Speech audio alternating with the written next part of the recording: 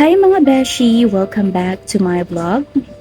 Um, May nagsabi sa akin na ayusin mo muna ang relationship mo kasi hindi malulugod si Lord kung may problema ka sa tahanan. Doon dapat nagsisimula ang ministry. And while I understand the heart behind it, ang sakit marinig.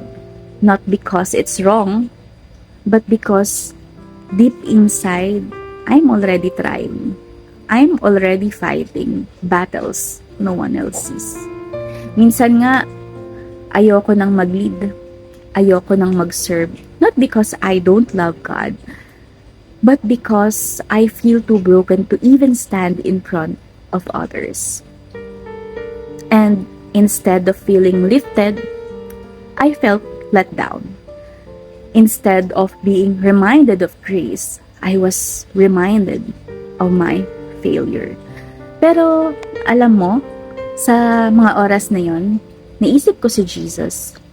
Diba? He never told the broken na ayusin mo muna yung sarili mo bago ka lumapit sa akin. But He said in Matthew 11:28, "Come to me all who are weary."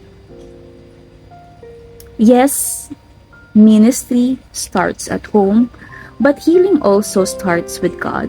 And when you're leading while hurting, you don't need to carry the pressure to be perfect.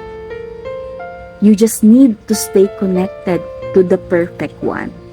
2 Corinthians 12:9, it says there, "My grace is sufficient for you, for my power is made perfect in weakness." To the one watching this, if you're tired, if you're leading with a heavy heart, if you're praying behind closed doors, "Lord, kaya ko pa ba?" This is for you. God sees you.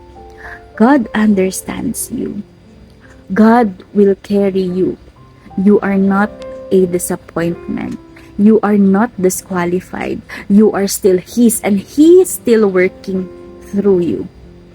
So, let's say na, "Lord, even when I'm hurting, even when I'm tired, use me, heal me, and walk with me.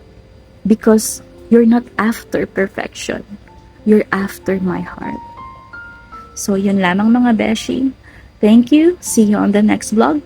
God bless everyone.